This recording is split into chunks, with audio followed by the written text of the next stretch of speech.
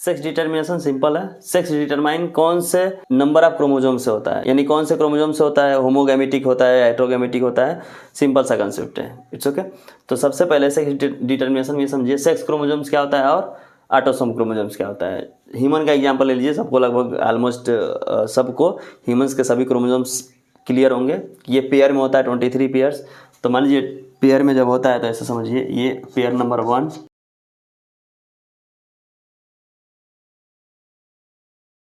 21, 22, 23। Okay.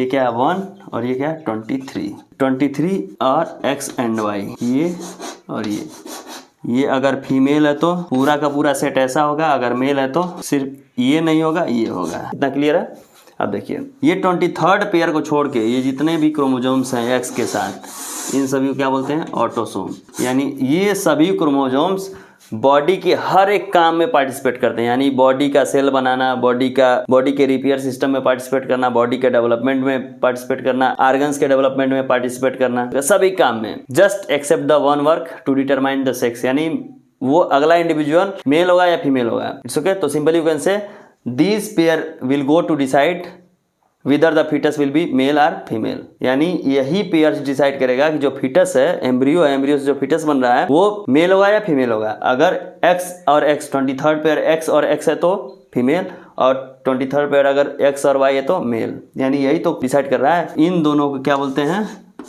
Sex chromosome. ठीक है। अब देखिए ह्यूमन में तो क्लियर है एक्स और वाई, और इसमें देखिए जो हेट्रोगैमेटिक है यही डिसाइड करता है, होमोगैमेटिक डिसाइड नहीं करता है। कैसे, सिंपल, जैसे एक्स और एक्स है, यहाँ से गैमेट क्या बनेगा, एक्स टाइप का, चाहे ये एक्स जाए चाहे यह एक्स जाए, कोई फर्क नहीं पड़ता, लड़का हो गया लड़की। लेकिन एक्स और वाई है, इधर 2 टाइप गैमेट बनते हैं। अगर ये और एक्स आया तो क्या हो गया, फीमेल, लेकिन ये इसके साथ ये वाई हो गया तो क्या हो गया, एक्स और Y, male. That means the heterogametic stage will go to decide whether the next progeny will be male or female, यानी ये हेट्रोगैमेटिक, यानी ये हेट्रोगैमी डिसाइड करेगा कि अगला जनरेशन क्या होगा, मेल होगा या फीमेल होगा। अगर ये एक्स कंट्रीब्यूट कर रहा है तो फीमेल और वाई कंट्रीब्यूट कर रहा है तो मेल, यानी यहाँ पे कोई मतलब नहीं है कौन सा गैमेट दे रहा है, मेल और फीमेलनेस पे। यानी सेक्स डिटर्मिनेशन में एक्स और एक्स होमोजाइगस जो है या होमोगैमेटिक कंडीशन का कोई मतलब नहीं है सेक्स डिटर्मिनेशन में। किसका मतलब है, हेट्रोगैमेटिक का, हेट्रोगैमेटिक। तो सिंपल अगर ह्यूमन की बात करें तो हेट्रोगैमेटिक कंडीशन डिसाइड करेगा सेक्स डिटर्मिनेशन, यानी मेल होगा या फीमेल होगा। ऐसे और भी एग्जांपल है, जैसे देख लीजिए ग्रासहॉपर में क्या है, इसमें भी हेट्रोगैमेटिक ही डिसाइड करता है। इसका फीमेल जो है एक्स एक्स के साथ होता है, एक्स और ओ मेल होता है, ये मेल है और ये क्या है, फीमेल है। ठीक है। ऐसे ह्यूमन में भी है, ह्यूमन में और मैक्सिमम इंसेक्ट्स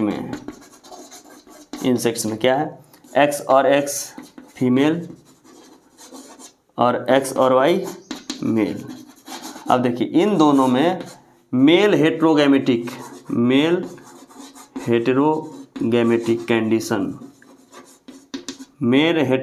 कंडीशन, यानी कह सकते हैं male heterogametes will go and decide male होगा या फीमेल होगा। याद किसमें, ग्रासहॉपर में एक्स और ओ, याद रखिए, पूछ देता है। ग्रासहॉपर में एक्स और ओ मेल हेट्रोगैमेटिक कंडीशन है, यानी एक्स और ओ मतलब क्या है, ये सिंगल एक्स है, ये ओ का मतलब क्या है, सिंगल एक्स है। यानी ग्रासहॉपर में सिंगल एक्स क्या करेगा, डिसाइड करेगा कि ये मेल होगा या फीमेल होगा।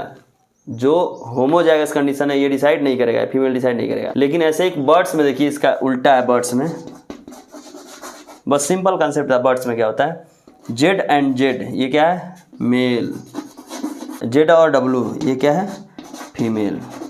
अब इसके कंडीशन में यहाँ पे क्या है, कंडीशन उल्टा है, या heterogametic female will go to decide whether the next progeny will be male और फीमेल, यानी इसका जो हेट्रोजाइगस कंडीशन क्या है, फीमेल हेट्रोगैमिट, यानी फीमेल हेट्रोगैमेटिक कंडीशन क्या करेगा, डिसाइड करेगा मेल या फीमेल।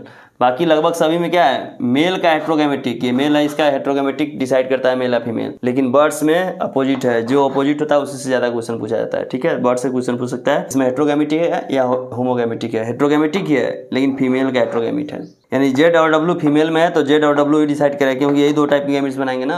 हनी बी में हैप्लॉइड और डिप्लॉइड डिसाइड करता है। जैसे अगर हनी बी में एक क्रोमोजोम्स के साथ है हैप्लॉइड में तो मेल होगा, और 2 क्रोमोजोम्स के साथ है डिप्लॉइड में तो क्या होगा, फीमेल होगा। यानी हैप्लॉइड क्या होगा, मेल, और डिप्लॉयड फीमेल। हनी बी में ऐसा होता है, सिंपल। इसके अलावा सेक्स डिटर्मिनेशन में और कुछ नहीं है। It's okay.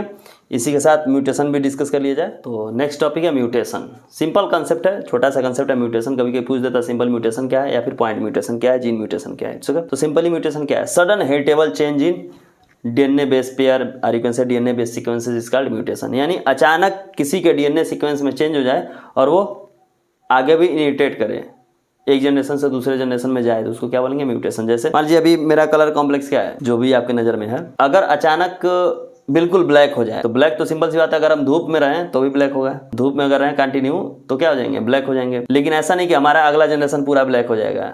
ऐसा तो है नहीं कि हम धूप में रह रहे हैं तो हमारा अगला जनरेशन पूरा ब्लैक हो जाए, तो उसको म्यूटेशन नहीं बोलेंगे। वो क्या है?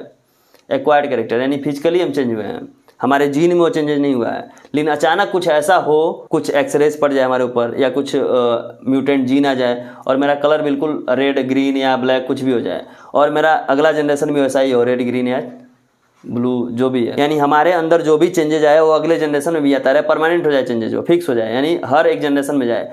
मान लो आई का कलर ही ब्राउन हो जाए या फिर आई का कलर ग्रीन हो जाए और बच्चों में भी ग्रीन कलर के आई दिखें, तो क्या उसको क्या बोलेंगे? अचानक चेंज हुआ, अचानक ही हो ना, सडन चेंज आ गया और वो स्टेबल हो गया, रुक गया, और अगले जनरेशन में क्या हो रहा है? ट्रांसफर भी हो रहा है। It's okay. तो सिंपली क्या कर सकते हैं? Mutation can be defined as the sudden heritable change in DNA base pair is called mutation. It's okay.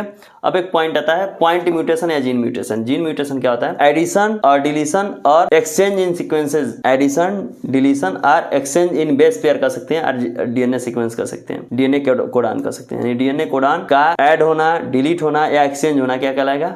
Point mutation, gene mutation. And a single mutation can change the whole expression of concern gene. Example समझिए, जैसे पूरा DNA जानते होंगे, तो मान लीजिए DNA ऐसे होता है, ये ओपन है, ठीक है।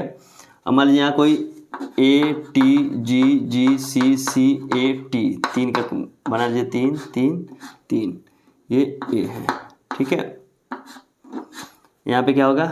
ए T A C C G G T ए।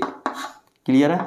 अब देखिए ये तीन और ये तीन, ये तीन, तीन तीन के पेयर में कोडान होते हैं। अब ये तीन से और ये तीन से और ये तीन से ये एमिनो एसिड बनेंगे ए टाइप, और ये बी टाइप और ये सी टाइप, और तीनों मिला के बना लेंगे मान लो प्रोटीन कोई। अब सपोज कर लो प्रोटीन क्या है? मिलेनिन प्रोटीन बना ले रहे हैं, जो हेयर और हेयर वगैरह के लिए रिस्पॉन्सिबल होता है, क्रिएटिन और मिलेनिन, ठीक है। सिंपल सी बात है। अब देखो अगर इसमें एडिशन हो जाए, कहीं भी इसमें बेस पर अगर ऐड हो जाए, कहीं भी बीच में ऐड कर दो चाहे साइड में ऐड कर दो, और मान लो यहाँ ऐड कर रहे हो, यहाँ ऐड हो गया, तो देखो कॉम्बिनेशन क्या हो गया? अब यहाँ से ये तीन का कॉम्बिनेशन हो गया ना, अब इधर जो बाकी बचेगा इसके साथ हो जाएगा, यानी ये सी टाइप का क्या हो जाएगा? डी टाइप, बी टाइप का B1 टाइप, और ए टाइप का A2 टाइप, यानी अलग हो गया ना। तीनों अमीनो एसिड बदल जाएंगे, तीनों अमीनो एसिड बदलेंगे तो क्या होगा? यहाँ से प्रोटीन भी बदल जाएगा, कंसर्न प्रोटीन में क्या होगा? चेंज होगा, यानी टोटल का टोटल एक्सप्रेशन चेंज हो गया। अगर मान लो डिलीट ही हो जाए, ये था, इसमें से कोई एक डिलीट हो जाए, यही डिलीट हो जाए, फिर देखो अब क्या होगा? यहाँ से तीन पकड़ के एक्सप्रेस करेगा, फिर ये कंसर्न एमिनो एसिड चेंज होगा, फिर यहाँ से तीन पकड़ के एमिनो एसिड चेंज हो जाएगा, आगे अलग पेयर बना लेगा। एडिशन डिलीशन समझ में आ गया? अगर चेंज हो जाए, मान लो यहाँ टी के जगह एक्सचेंज होगा किसी से ए से, ठीक है, तो सी ए टी था, ए एक्सचेंज होगा तो यहाँ आ जाएगा टी। अब उस कंडीशन में देखो पहले था सी टी ए, तो एमिनो एसिड ए बना रहा था, अब होगा सी टी टी, अब एमिनो एसिड क्या बनाएगा? बी टाइप, यानी दूसरे टाइप चेंज हो गया। यानी इस बेस पेयर में, डीएनए के बेस पेयर में, डीएनए के जेनेटिक कोडान में अगर कोई सीक्वेंस ऐड हो रहा है, कोई सीक्वेंस डिलीट हो रहा है, या कोई सीक्वेंस एक्सचेंज हो रहा है, और ये एक्सचेंज परमानेंटली हो गया, अगर टेम्पोररी हुआ तो उसको म्यूटेशन नहीं बोलेंगे। जैसे ये हुआ फिर कुछ समय बाद सही हो गया, यानी अगले जनरेशन में ट्रांसफर नहीं हो रहा है, तो उसको म्यूटेशन नहीं बोलेंगे। चाहे जितना भी चेंज हो जाए, अगर वो स्टेबल नहीं है, हेरिटेबल नहीं है, तो उसको हम म्यूटेशन नहीं बोलेंगे। म्यूटेशन कब बोलेंगे? एक कंडीशन में, जब ये चेंज, सडन चेंज हेरिटेबल हो, अगले जनरेशन में भी जाए, यानी यहाँ से प्रोटीन मिलेनिन के जगह पे कुछ और बन जाए और वो फिक्स हो जाए कि अगले जनरेशन में भी सेम ऐसे ही बनेगा, उसके अगले जनरेशन में भी सेम ऐसे ही बनेगा, तो उसको बोलेंगे म्यूटेशन। पॉइंट म्यूटेशन क्या है? एक सिंगल पॉइंट पे, यानी एक जीन के अंदर कोई चेंजेज हो रहा है और वो चेंजेस पूरे एक्सप्रेशन को चेंज कर दे रहा है, तो क्या बोलेंगे उसको? Point mutation. Simple point mutation में एक एग्जांपल दे सकते हैं, ऐसे कोडान बनाइए, कोई एक ऐसे करके या तो ऐड कर दीजिए नया, या डिलीट कर दीजिए नया, सॉरी, या ऐड कर दीजिए नया, डिलीट कर दिए, या इसको ए को चेंज कर दीजिए, जी से, सी से, किसी भी चीज़ से चेंज कर दीजिए। नीचे एक एमिनो एसिड बनाइए, उसको फिर चेंज कर दीजिए, पहले ए बनाता था, ऐड या डिलीट हुआ या फिर एक्सचेंज हुआ तो बी टाइप बना लिया। तो पहले कोई प्रोटीन दे दीजिए, सपोज दैट मिलेनिन, बाद में बना दिया किरेटिन, कुछ और बना दिया, कोई प्रोटीन बना दिया, ठीक है। तो क्या होगा, एक्सप्रेशन चेंज हो गया ना, इसको बोल देंगे पॉइंट म्यूटेशन या जीन म्यूटेशन। म्यूटेशन क्लियर है, और ये स्टेबल है, स्टेबल एक जनरेशन से दूसरे जनरेशन में स्टेबल हो रहा है। It's okay. नेक्स्ट बात करते हैं